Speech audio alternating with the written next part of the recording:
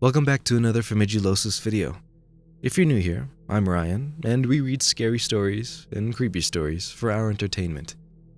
Sorry for the long break that we had, a few technical difficulties and some IRL stuff, but we're back to normal schedule. Anyways, besides that, I hope you're ready for these great stories that we found. I think you're gonna enjoy them, so get comfy, get ambient, and let's get into them, shall we?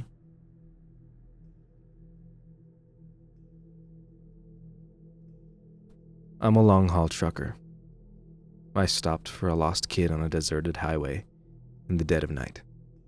What I saw attached to him and the question he asked is why I don't drive anymore. This happened a few years back.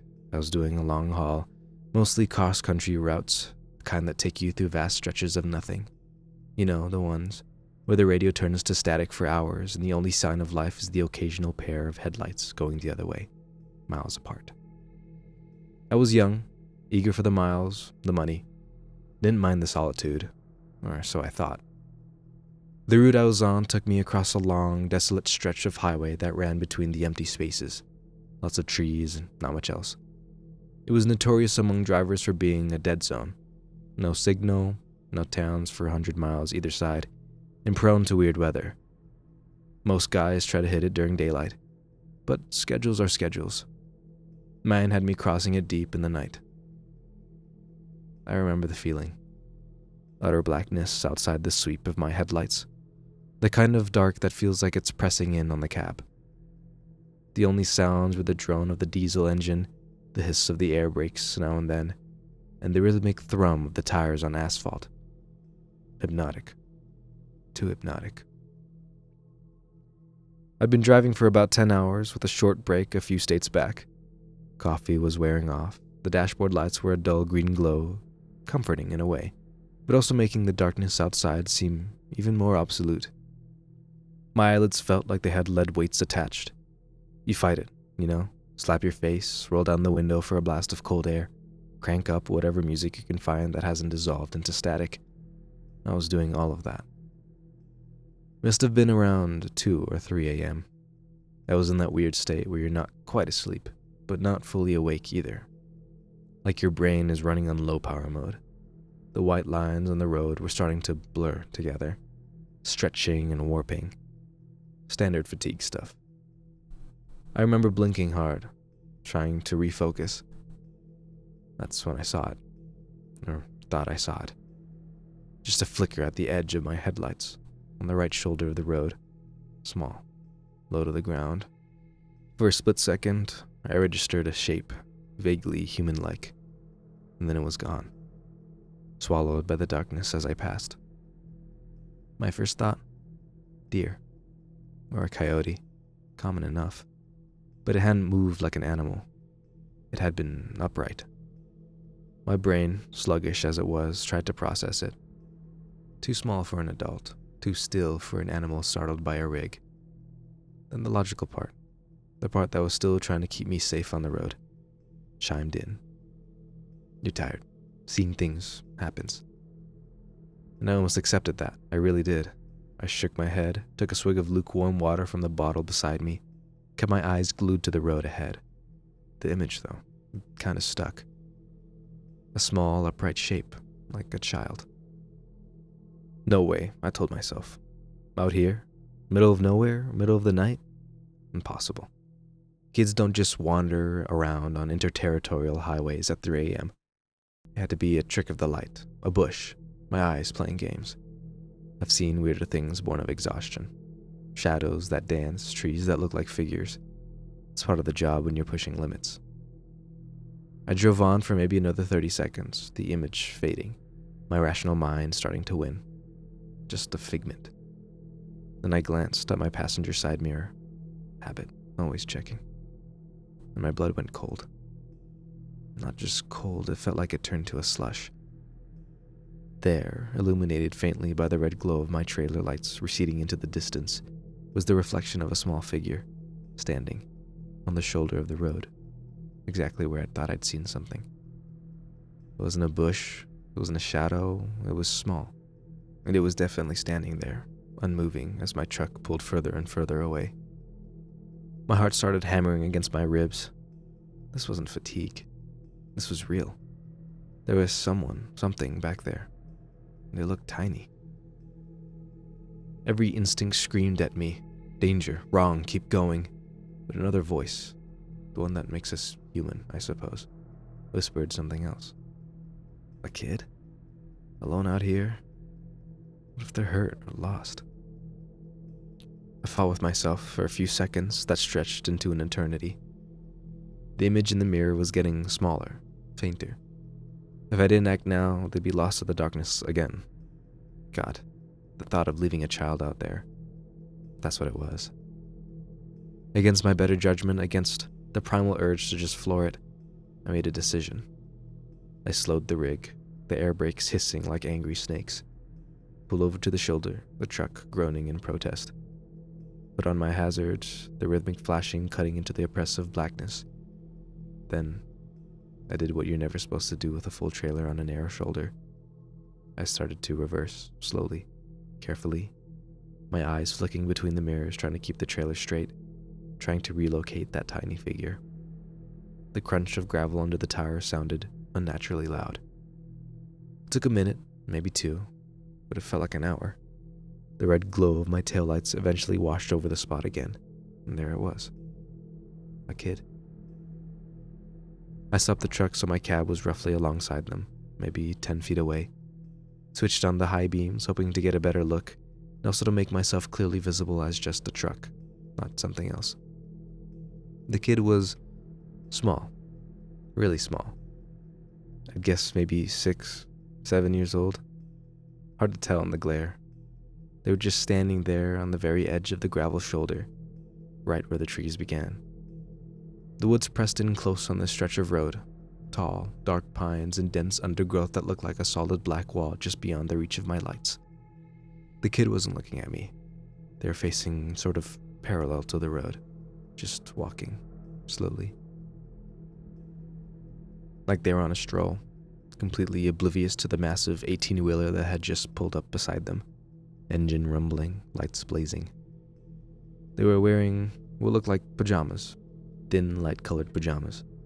In the chill of the night, no coat, no shoes that I could see. My mind reeled. This was wrong. So many levels wrong. I killed the engine. The sudden silence was almost deafening, amplifying the crickets, the rustle of leaves in the woods from a breeze I couldn't feel in the cab. My heart was still thumping, a weird mix of fear and adrenaline, and a dawning sense of responsibility. I rolled down the window. The night air hit me, cold and damp, carrying the scent of pine and wet earth. "Hey!" I called out. My voice sounded hoarse, too loud in the quiet. "Hey, kid!" No response. They just kept walking, one small, bare foot in front of the other, at a pace that was taking them absolutely nowhere fast. Their head was down, slightly. I couldn't see their face properly. "Kid, you okay?" I tried again, louder this time. Slowly, so slowly, the kid stopped. They didn't turn their head fully, just sort of angled it at a fraction, enough that I could see a pale sliver of cheek in the spill of my headlights. Still not looking at me. Still ignoring the multi-ton machine idling beside them. A prickle of unease ran down my spine. Not the normal kind of unease. This was deeper and colder. Animals act weird sometimes, but kids? A lost kid should be scared, relieved, something. This one was nothing. "What are you doing out here all alone?" I asked, trying to keep my voice calm, friendly, like you're supposed to do with a scared kid, even though this one didn't seem scared at all. "It's the middle of the night." Silence. Just the sound of the bare feet scuffing softly on the gravel as they took another step, then another, as if my presence was a minor inconvenience, a background noise they were choosing to ignore. And this wasn't right. My internal alarm bells were clanging louder now. My hand hovered near the gear stick. Part of me wanted to slam it into drive and get the hell out of there, but the image of this tiny child, alone, possibly in shock, I couldn't just leave, could I? Where are your parents? I pushed, my voice a bit sharper than I intended. Are you lost? Finally, the kids stopped walking completely. They turned their head just a little more, still not looking directly at my cab, more towards the front of my truck, into the glare of the headlights. I could see their face a bit better now, pale, featureless in the harsh light, like a porcelain doll. Small, dark smudges that might have been eyes. No expression. None. Not fear, not sadness, not relief, just blank. An unreadable slate. Then a voice, small, thin, like the rustle of dry leaves. Lost. Just that one word. It hung in the air between us. Relief washed over me, quickly followed by a fresh wave of concern. Okay, lost. That's something I can deal with. Okay, kid. Lost is okay. We can fix lost. Where do you live? Where were you going? The kid finally, slowly turned their head fully towards my cab. Towards me. I still couldn't make out much detail in their face. The angle, the light, something was obscuring it, keeping it in a sort of shadowy vagueness despite the headlights. But I could feel their gaze. It wasn't like a normal kid's look. There was a weight to it. An intensity that was deeply unsettling for such a small form. Home, the kid said, that same thin, reedy voice. Trying to get home. Right, home. Where is home? I asked, leaning forward a bit, trying to project reassurance. Is it near here? Did you wander off from a campsite? The car? There are no campsites for miles. No broken down cars on the shoulder. I knew that. The kid didn't answer that question directly. Instead, I took a small step towards the truck, then another. My hand tensed on the door handle, ready to open it, to offer, what, a ride? Shelter? I didn't know. It's cold out here, I said, stating the obvious. You should get in. We can get you warm, and I can call for help when we get to a spot with a signal. My CB was useless, just static. My phone had shown no service for the last hour. The kid stopped about 5 feet from my passenger door, still in that pale, thin pajama-like outfit, barefoot on the sharp gravel. They should be shivering, crying. They were doing neither. Can you help me? The kid asked. The voice was still small. There was a different inflection to it now. Less flat, a hint of something else. Pleading, maybe? Yeah, of course I can help you, I said. That's why I stopped. Where are your parents? How'd you get here? The kid tilted their head, a jerky, unnatural little movement. They're waiting. At home. Okay. And where's home? Which direction? I gestured vaguely up and down the empty highway. The kid didn't point down the road. They made a small, subtle gesture with their head, a little nod towards the trees, towards the impenetrable darkness of the woods lining the highway. In there, the kid said. My stomach clenched. In the woods? Your home is in the woods? Lost, the kid repeated, as if that explained everything. Trying to find a path. It's dark. Yeah, it's very dark, I agreed, my eyes scanning the tree line. It looked like a solid wall of black, no sign of any path, any habitation, just dense, old-growth forest, the kind of place where you could get lost in for days, even in daylight. Can you come out? The kid asked.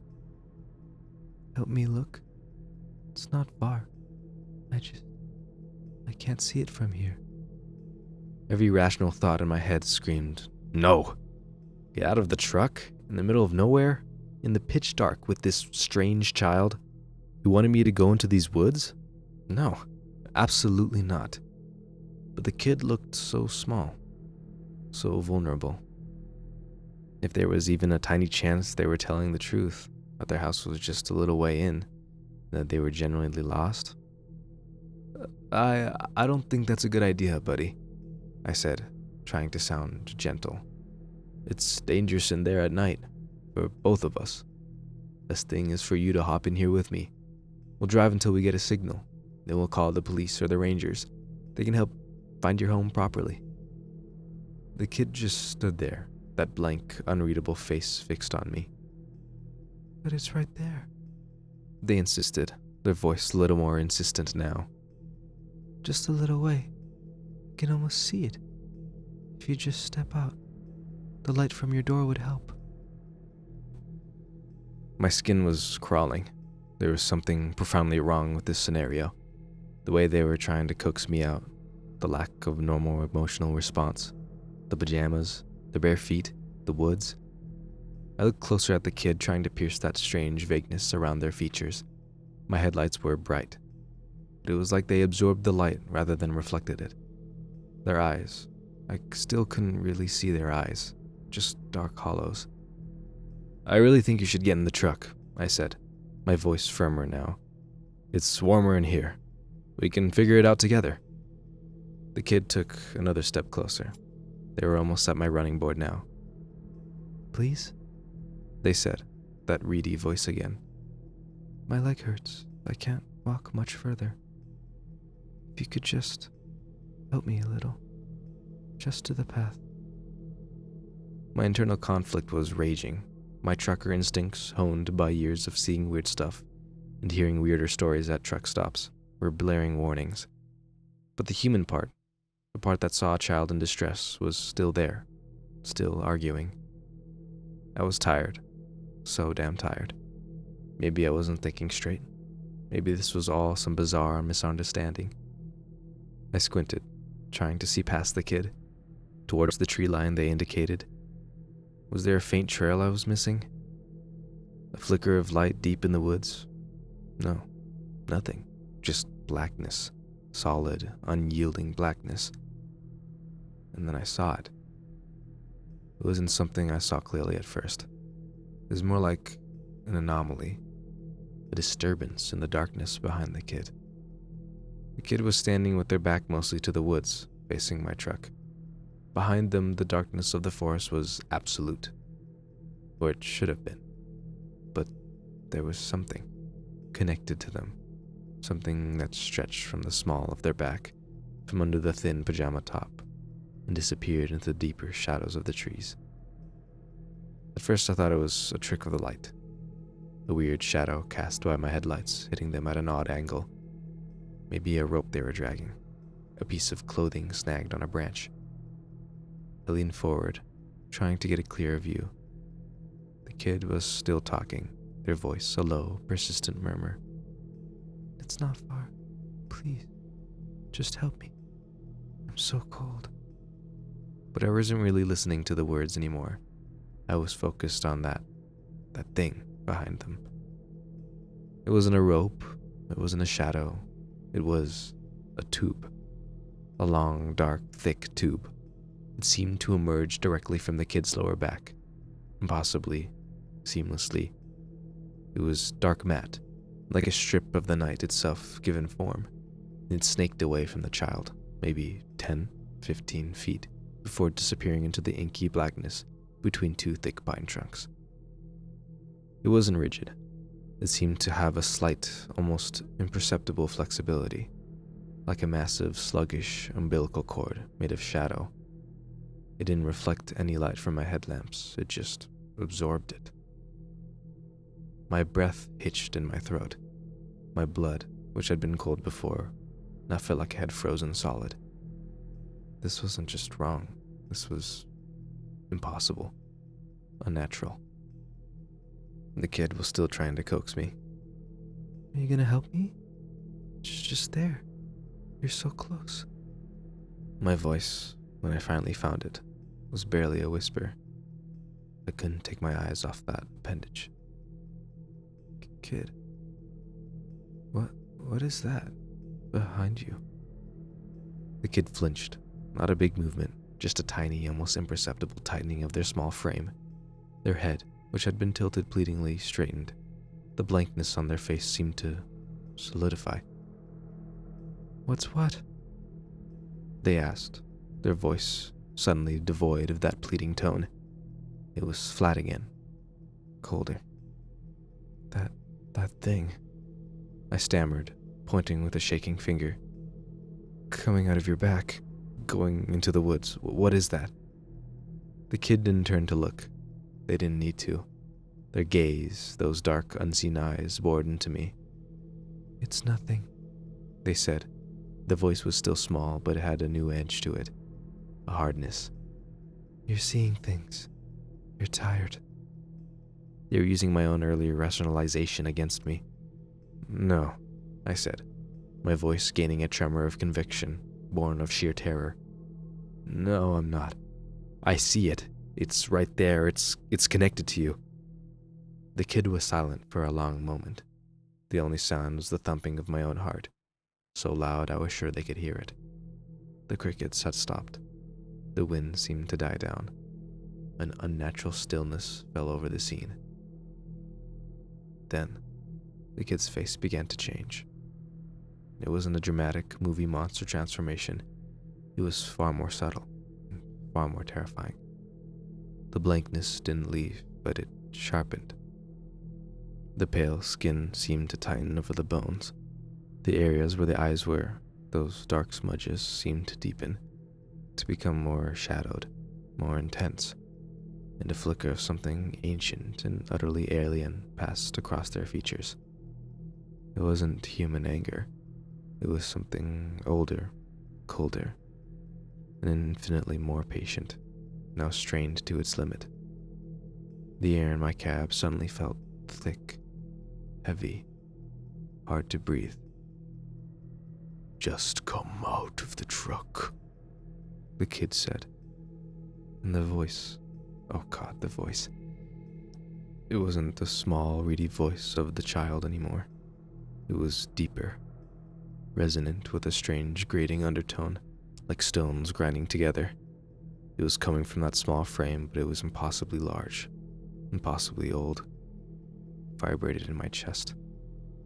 Come out now. The command was absolute. My hand, which had been hovering near the gear stick, now gripped it like a lifeline. My other hand fumbled for the ignition key, which I'd stupidly left in. What are you? I choked out, staring at the monstrous thing playing dress-up in a child's form. At the dark, pulsating tube that was its anchor to the shadows. The kid's head tilted again. That jerky, unnatural movement, the expression on its face, if you could call it that, was one of pure, unadulterated annoyance. Contempt, like I was a particularly stupid insect it had failed to swat. And then it spoke in that same terrible, resonant, grinding voice. The words it said are burned into my memory colder than any winter night. Why? It rasped, the sound seeming to scrape the inside of my skull. The fuck are humans smarter now? That was it. That one sentence. The sheer cosmic frustration in it. The implication of past encounters, of easier prey, the utter alien nature of it. I didn't think, I didn't plan, I reacted. Primal fear, the kind that bypasses all higher brain function, took over. My hand twisted the key, the diesel engine roared back to life, a sudden violent explosion of sound and the horrifying stillness. The kid, the thing, actually recoiled, a small, jerky step back. The expression, that awful, tightened, ancient look, intensified. I slammed the gear stick into drive, my foot stomped on the accelerator. The truck lurched forward, tires spinning on the gravel for a terrifying second, before they bit into the asphalt. I didn't look at it. I couldn't. I stared straight ahead, my knuckles white on the steering wheel, the whole cab vibrating around me. The truck surged forward, gaining speed with agonizing slowness. For a horrible moment, I imagined that tube thing whipped out, trying to snag the trailer and pull me back, to drag me into those woods. I imagined that small figure with its ancient, terrible voice somehow keeping pace. I risked a glance in my driver's side mirror. It was standing there on the shoulder, unmoving. The headlights of my departing truck cast its small silhouette into sharp relief, and behind it, the dark tube was still visible, a thick, obscene cord snaking back into the endless light of the forest. It didn't seem to be retracting or moving. It just was. The thing didn't pursue. It just stood and watched me go. And that, somehow, was almost worse. and the sheer confidence, the patience, like it knew there would be others. Maybe it was just annoyed that this particular attempt had failed. I drove. I don't know for how long, I just drove. My foot was welded to the floor, the engine screamed. I watched the speedometer needle climb, far past any legal or safe limit for a rig that size, on a road that dark. I didn't care. The image of that thing, that child shape with its stark umbilical to the woods, and that voice, that awful grinding voice, asking its horrifying question, was burned onto the inside of my eyelids. I must have driven for an hour, maybe more, at speeds that should have gotten me killed or arrested, before the adrenaline started to fade, replaced by a bone-deep shaking exhaustion that was more profound than any fatigue I'd ever known. My hands were trembling so violently, I could barely keep the wheel straight. Tears were streaming down my face, not from sadness, but from sheer, unadulterated terror and relief. When the first hint of dawn started to gray the eastern sky, and my phone finally beeped, indicating a single bar of service, I pulled over at the first wide spot I could find. I practically fell out of the cab, vomiting onto the gravel until there was nothing left but dry heaves. I sat there on the cold ground, shaking for a long time, watching the sun come up, trying to convince myself that it had been a dream, a hallucination brought on by exhaustion. But I knew it wasn't. The detail of that tube, the voice, the question. You don't hallucinate something that specific, that coherent, that utterly alien. I never reported it. Who would I report it to? What would I say? Officer, I saw a little kid who was actually an ancient cosmic horror tethered to the woods by a nightmare umbilical cord. And I got mad because I didn't want to be its dinner. They'd have locked me up, breathalyzed me, drug tested me, sent me for a psych eval. I finished that run on autopilot, dropped the load, drove my rig back to the yard, and I quit. I told them I was burned out, needed a break. They tried to convince me to stay, offered me different routes, more pay. I just couldn't. Every time I closed my eyes, I saw that kid, that tube, those woods. Every dark road felt like a trap. Found a local job, something that keeps me home at night. I don't drive in remote areas anymore if I can help it, especially not at night. I still have nightmares. Sometimes when I'm very tired, driving home late from somewhere, I'll see a flicker at the edge of my vision, on the side of the road. My heart will try to beat its way out of my chest. I don't know what that thing was. An alien? A demon? Something else. Something that doesn't fit into our neat little categories. All I know is that it's out there, and it's patient. And it seems to have learned that its old tricks aren't as effective as they used to be. Why the fuck are humans smarter now? That question haunts me. It implies they weren't always. It implies that once upon a time we were easier. That maybe, just maybe, people like me, tired and alone on dark roads, used to just step out of the cab when they asked. They were never seen again. So if you're ever driving one of those long, lonely stretches of road, deep in the night, and you see something you can't explain, maybe just keep driving. Maybe being smarter now means knowing when not to stop, knowing when to ignore that little voice telling you to help, because what's asking for help might not be what it seems. Stay safe out there, and for God's sake, stay on the well-lit roads.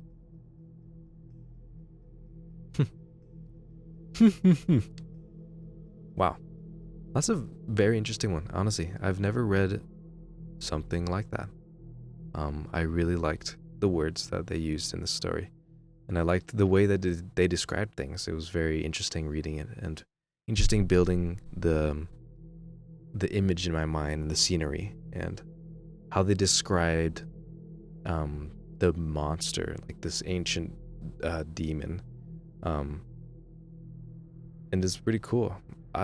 I was thinking at first when they mentioned the little cord attached to the kid that it was like a fishing rod almost, where the kid was the bait and they would pull. But after seeing that the kid transformed and was actually the monster, that's very interesting. Like the idea of that, like what does that do? Is that like a tether so they could keep going so they can go out of the woods, or I don't know, but that's pretty terrifying, honestly.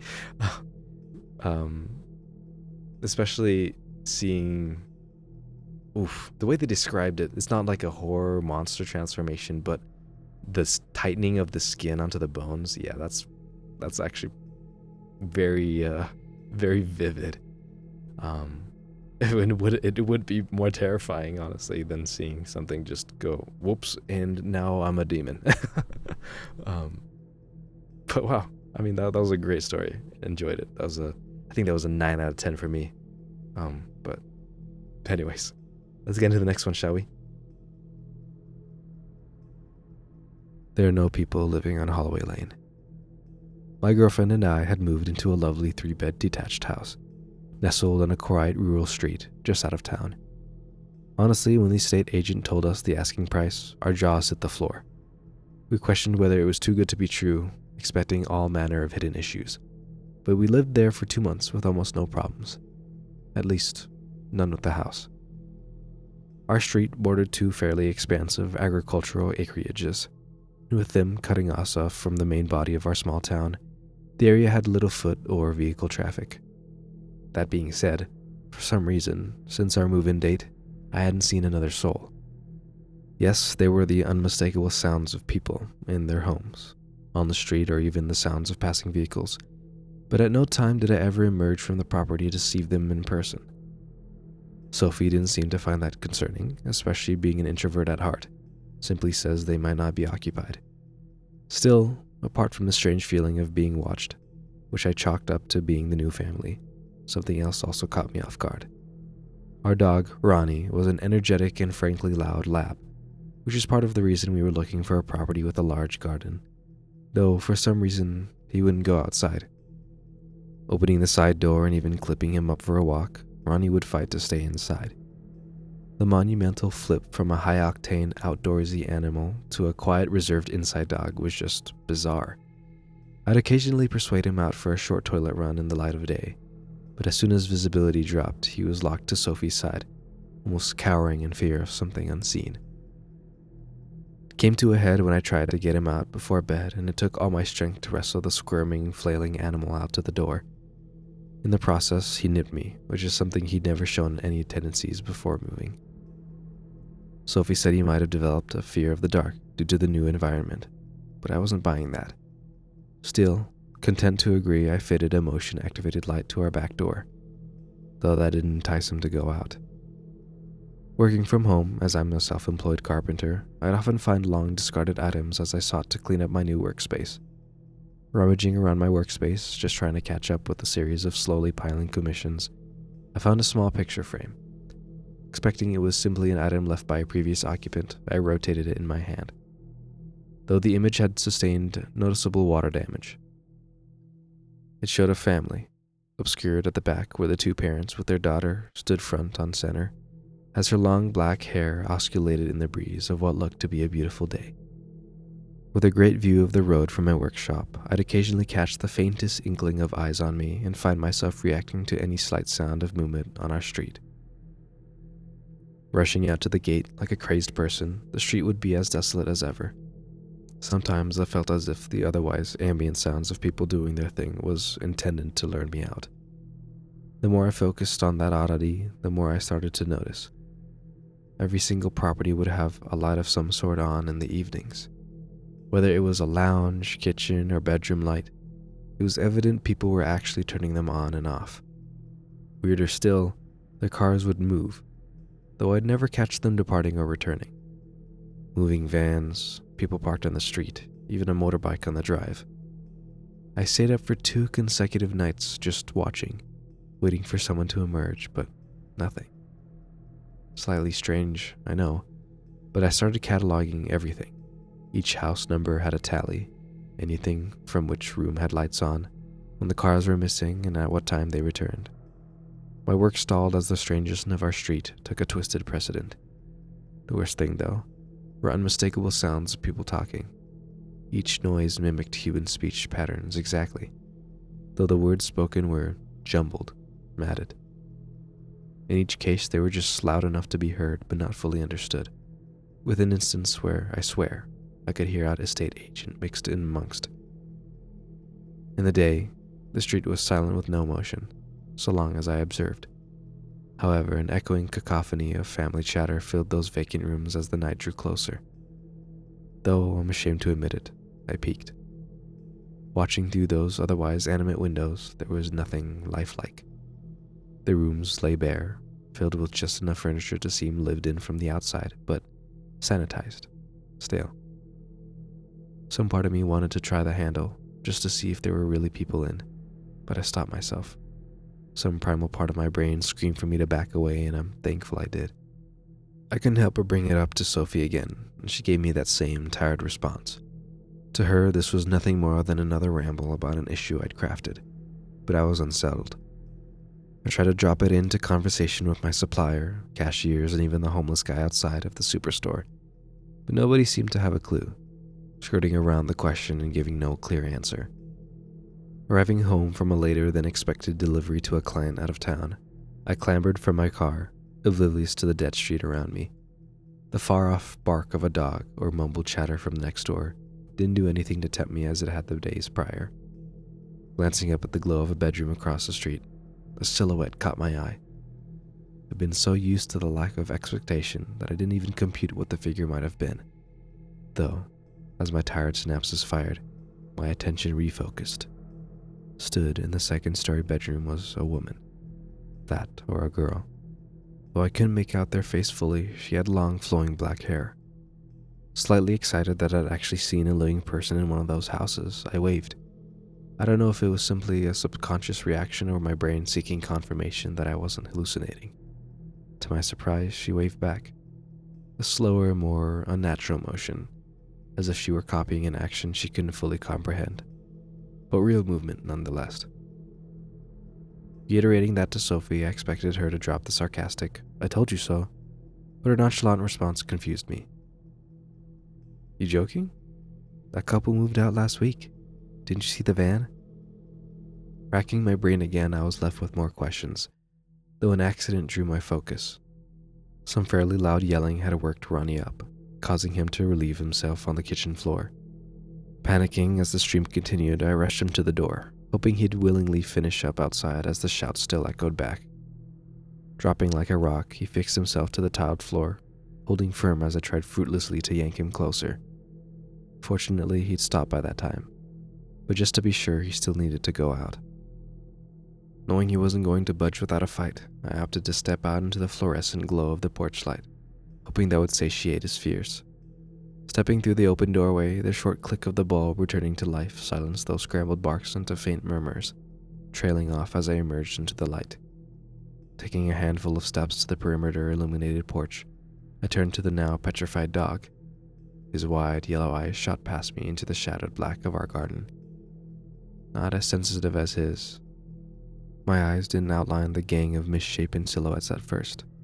Staring deeper into the inky black, I quickly grasped what they were. Anywhere from 5 to 10 humanoid shapes glared back through blank visages. Each one jerked in a spastic twitch as their forms fluctuated just enough to mimic the natural rhythms of a human body, though far too rigid to be flesh. Feeling each ice-cold sweat bead dribble from my brow, we were locked in place for who knows how long. Each second I stood petrified, the silence stirred. The group muttered, each sound getting louder and louder, though far too scattered to be decipherable. Mustering the courage to take one step backwards, still locked in on their forms, they advanced at an identical pace. Sadly, that prolonged period of petrification had triggered the resulting click. Instantaneously, my body flung itself back for the door, reaching for the handle as the porch light returned to life once again. Slamming that brittle barrier closed behind me, I collapsed against as they called. Louder than before, enough to draw Sophie's attention. She questioned what I was doing, but I couldn't mumble out the right string of words to get to understand. My jumbled sputters were not dissimilar to those still human-adjacent calls outside. Pushing me back away from the barrier I held in place, she stepped to the frame. It was almost as if I knew what she was about to do. But as time stood still, I was powerless. In the same way your body alerts you the millisecond before your alarm blares, I knew what she was reaching for. Paralyzed, I could do nothing but watch that frail wooden door implode the moment she twisted the handle, being swallowed up by the advancing mass. Turning through tear-filled eyes, I bolted for the safest place I know, like a coward, not turning back. His yelps chasing up the stairs as those calls reverberated back at me. Slamming the door and heaving my bed up, their croaks quickly reached my makeshift blockade. Though I couldn't be sure how strong or cognitive they were, it didn't matter. Mixed in with the jumbled mess of voices, still regurgitating broken sounds, was her soft tones. Unmistakable in the amalgam symphony, I knew what she wanted. I questioned opening the door, but no matter how much I may have once cared for the person they'd once signified, I knew they were as hollow as this street. As soon as I relayed my address, the operator on the other end cut the line, leaving me with no hope of salvation. I died on the first and scarcely believe I'll be the last. Right now I have no way out. I can hear a new wave outside the window, though they're obscured by the descent below. If I make it until the morning, maybe they'll disperse, avoiding being fully viewed. But that, a long shot. I doubt they'll let me leave so easily. Maybe if you're here next, moving into a beautiful property that's just too good to be true, you'll hear me. Another puppeteered voice just audible enough to give the illusion of an unassuming neighborhood. Leave while you have the chance to. There are no people living in Holloway Lane. Wow. What a story. What a great, idea. What a great monster, an amalgamation of everything it's killed in terms of voices. Like a ghost gelatinous cube, if you know what I mean. But wow, that's really cool. Very scary. And you think that the story is written like other Reddit stories where people post like, oh, this is me posting the story after the events have happened. It was either last night or last year or years ago, whatever. But this one is like, he's writing it as he's getting chased. Which is kind of funny to think about, how he's writing the whole story and then he's in the bedroom right now as he's recalling the past events of the last few days, or the last 2 months. But yeah, either way, great story. I enjoyed reading that a lot. What a cool monster, and sad that that she died, that Sophie died, but a nice touch to realize that Sophie was an addition to the amalgamation. So yeah, that was great. But anyways, let's get to our third and last story, shall we? I always work the closing shift at Pizza Hut by myself. Last night, someone found out I was alone. Pizza Hut has been one of the best and worst jobs I've ever had. I'll start with the reasons why it's been good before jumping right into the bad stuff.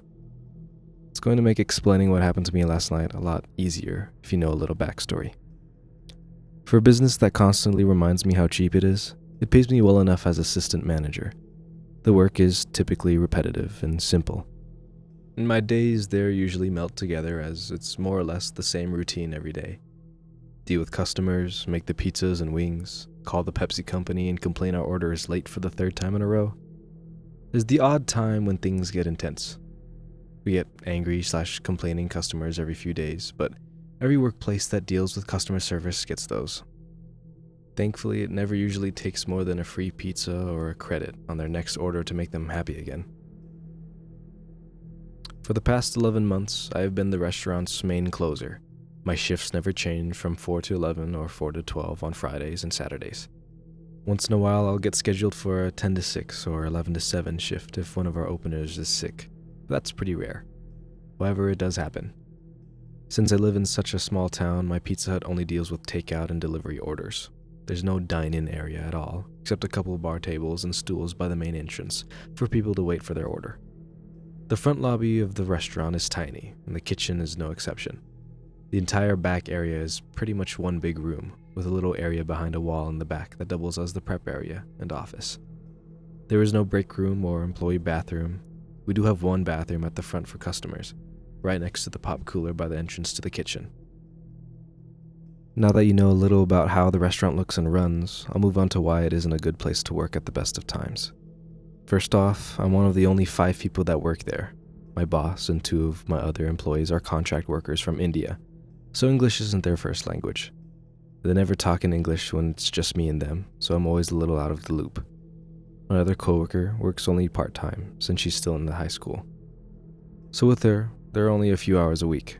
I spend a majority of my time working without talking too much to my other coworkers. It can get pretty lonely. Now a little bit about me. I just turned 20. I'm a smaller female and I live about 10 minutes away from work. That's 10 minutes walking one way. I don't have my license or a car. This typically doesn't bother me, but it does get kind of scary when I'm walking home in the dark after midnight.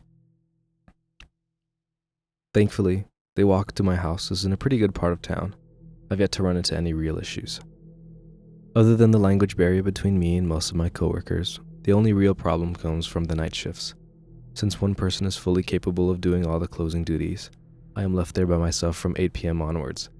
This means I have to answer the phones, help the customers, and make all the orders.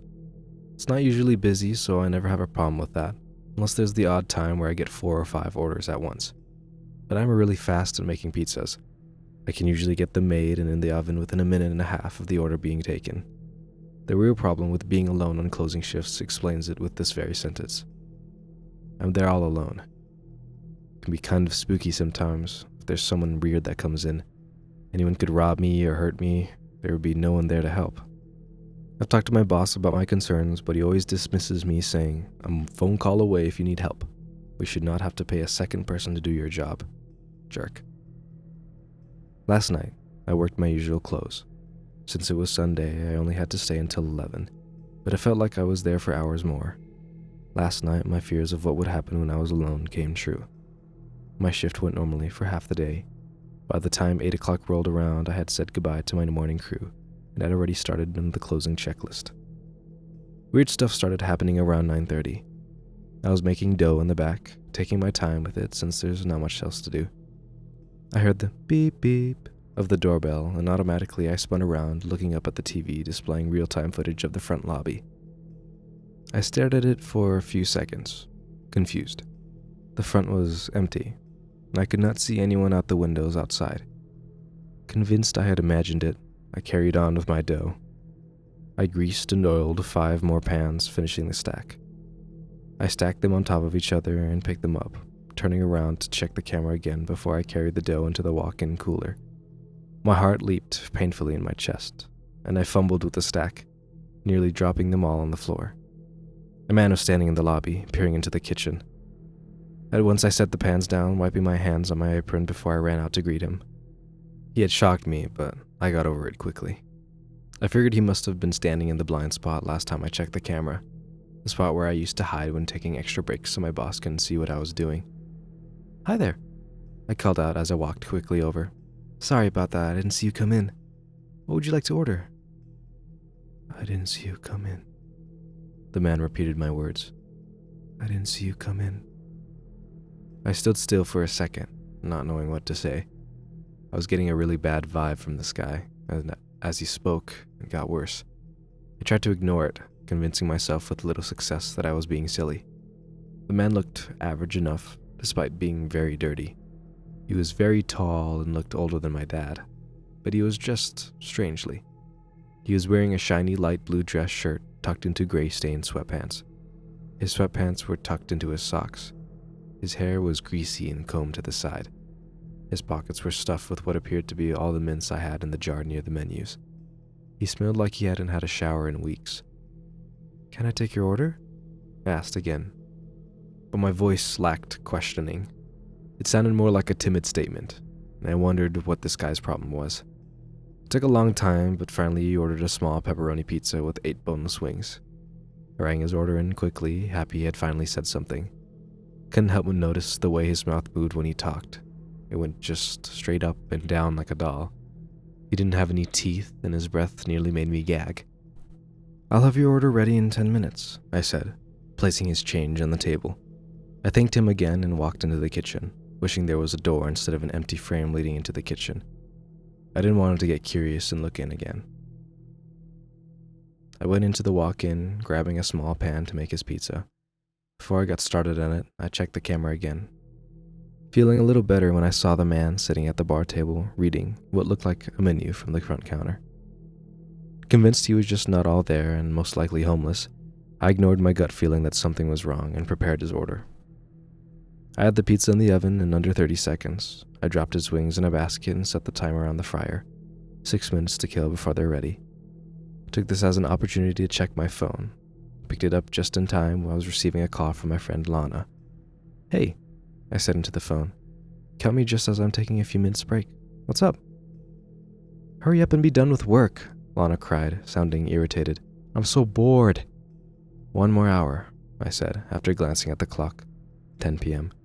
I was startled by this. It felt like I had just looked at the clock. Half an hour had gone by since the man had come in. "Lana, you should walk over and pick me up," I said in a low voice. "There's this weirdo here and he's giving me the creeps." "Are you alone again?" Lana asked, sounding concerned.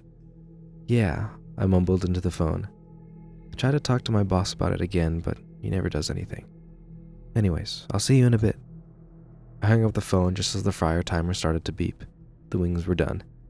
I threw my phone in my bag and walked around the corner to the main part of the kitchen.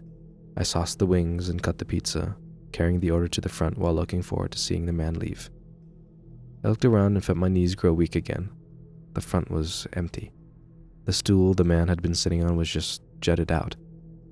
The menu he was reading was on the ground. This completely freaked me out. I hadn't heard the doorbell, so he couldn't have left. My eyes drifted over to the bathroom door.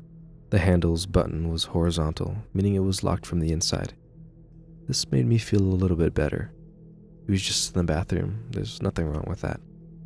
I stood at the till, aimlessly looking through stuff as I waited for him to come out so I could give him his order.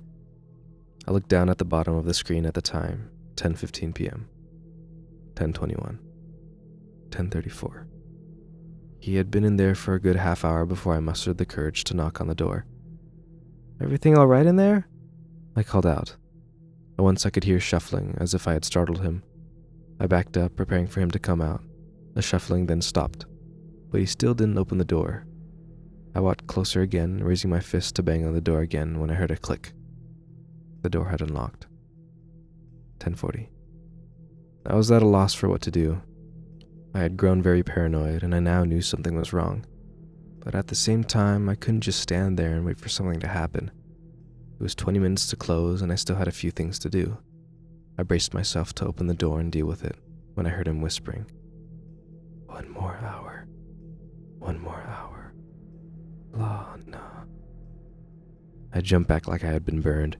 He was recycling my words again from earlier when I was on the phone, but I was on the back of the kitchen behind the wall. There's no way he could have heard me, unless he had crept back there and listened in. I backed away from the door and grabbed the phone, dialing my boss's number. My hands shook as I struggled to press the buttons. Bright lights suddenly distracted me, and I looked up to see a car pulling into the parking lot. I thanked my lucky stars as 2 people got out and walked towards the restaurant, holding hands. However, seconds before they could open the door, the bathroom door creaked open. My heart pounded as I looked over, not sure what I would prepare myself to see. The man looked the same as before, except covered in sweat, and he was panting like a dog. His hair was sticking up everywhere like he was pulling on it. Beep, beep. The couple walked in, looking curiously at the giant menu a few feet over my head. As I turned to look at them, the man suddenly leaped forward, making me scream and jump back. But he didn't touch me. He grabbed his order sitting at the counter and then bolted out. And I mean bolted. He ran like someone was trying to kill him. Across the highway and into the neighborhood beyond. The relief I felt when he was finally gone was explainable. I was nearly laughing when I took the customer's order, so dizzy I could hardly keep it together. I rang in what they wanted and raced to the back to prepare my last order of the night. 10:52. With the customers in the front, I felt comfortable enough to look out the windows and make sure the man had not returned. It was dark, but I could see enough. And after a good few minutes of checking things out, I decided it was safe to say he was gone for good. I was also starting to wonder where Lana was, and hoped she hadn't run into the creep. 10:57. I brought out the customer's order, and they thanked me. leaving me no tip, but I wasn't expecting one after they saw me scream as the man grabbed his order. As soon as they drove away, I turned off the open sign and raced to the back to grab my things. I put my jacket on and went to the back area to turn off the computer system, realizing I forgot to check the bathroom to make sure the man hadn't done anything weird in there. I dismissed the thought. I wasn't going to spend any more time here than absolutely needed. I've had enough for today. The computer made a few beeping sounds as the entire system shut down, and the light above me went out like it's supposed to. The only thing on now was the security camera, and I glanced up at it, hoping to see Lana walking over. Something bothered me about what I saw. The front was empty and dark, but I could still see the shapes and shadows of things. There was no one inside but me. I used the master switchboard next to the computer to turn the front light on, and I nearly had a heart attack. The man was standing outside the door, not moving, and staring in through the glass. It's hard for me to remember everything that happened next. All I can recall is running into the walk-in cooler and locking myself in as I called the police from my cell phone. I remember crying as I tried to recall to them what exactly had happened. They drove me home and promised to keep a lookout for him, but that didn't make me feel much better. I felt like they didn't entirely believe me, but I was sort of expecting that. I went to work early the next morning, still terribly paranoid, even though it was the middle of the day with lots of people around. I was going to tell my boss I couldn't work nights anymore, starting now. There's no way I'd put myself through that again. I opened the door and my coworker gave me a grim look, looking not at all pleased as he motioned for me to look over at the bathroom door. It was covered in caution tape, with a giant sign that read, "Out of order." I asked everyone I worked with what happened in there, but no one gave me a straight answer. I'll never know how to fully explain what happened last night. I feel somewhat safe knowing I won't have to work alone ever again. But one thing has been bothering me since it happened. Lana walked here to pick me up, and that man was outside. I've been calling her all day. Each time it goes to voicemail. Update. Hi everyone. I've been reading all your comments and have been answering them the best I can. Now I'm going to give answers to the two main questions. What happened in the bathroom and what happened to Lana. I was hoping to get a concrete answer about what was found in the bathroom before I update, but it's growing apparent that it may be a while before someone tells me just what exactly was all discovered, if they even tell me at all. I got the most information out of my boss, who talked to me for a long time today about the other night's events. He ended up looking over the security footage from when the man was in the restaurant, and went over with me what he saw. He told me he watched the man sneak into the back when I was on the phone, getting very close to me. He said if I had done as much as turn around, I would have saw him. I was told there had been a paper towel stuffed into the toilet, the entire roll by the sounds of it. The cardboard cylinder was found stepped on the floor. I didn't see anything too strange about this, and I asked why everyone was being so upset about it. I was told afterwards that there had been blood covering the paper towels. There was a smeared bloody handprint on the toilet seat. I don't know what to make of this. I don't understand where the blood came from. There's another factor that being left out of everyone's explanations. I'm hoping that once this settles over, people will give me the last piece of the story. I have a feeling that they aren't telling me for my own good. Blood and wet towels everywhere is disturbing enough. Lana has finally made contact with me. It's not the kind of contact I was hoping for, but at least it's something for now. I got a text from her a little over half an hour ago. It read, "Sorry, 9. Missed your call." I don't like that text. It doesn't sound like her. Lana's the type of girl that uses exclamation points in every message, and always uses proper grammar and capitalization. That aside, I think it's a weird thing to say. I called her tons of times, not just one call. Maybe I'm reading too much into it, but I'm getting so paranoid I can't help it. I'm walking to her house after I post this. Really hope it's just paranoia making me so worried. Interesting. Very interesting ending. And that is pretty terrifying, honestly. Just the whole idea of having someone stalk you in night shifts. We remember doing a video on this on night shifts. And night shifts in general, terrifying idea. I would never like to work a night shift in a very like bad area or something, or a very scary town, especially as like someone who works with customer service. Just because people in general are scary, especially during the nighttime. I think I said that exact same thing in in that video, but yeah. The guy seemed terrifying enough, and I like the amount of uncertainty that the narrator has in this. How she doesn't have answers to her questions, like what happened to Lana, what happened in the bathroom, who was the man, where is he, what's the blood, what is the blood, maybe he killed someone before, ordered a pizza and wings, and then cleaned himself off or something, or maybe that's someone, there's a body in the bathroom as well that he took in there, or maybe it was Lana's body, or maybe Lana's not alive, but a nice little kind of hanger for the end of the story. And that update does add a lot to it, honestly, even with the information that it doesn't give. It's nice to linger in your mind, if you know what I mean. Anyways, thank you guys for watching another episode of Formigilosis, and I hope you enjoyed. Maybe you're falling asleep, or maybe you're still here. But anyways, thank you for making it to the end of the video. We appreciate everyone. But seriously, thank you for watching, and I'll see you next week. See ya.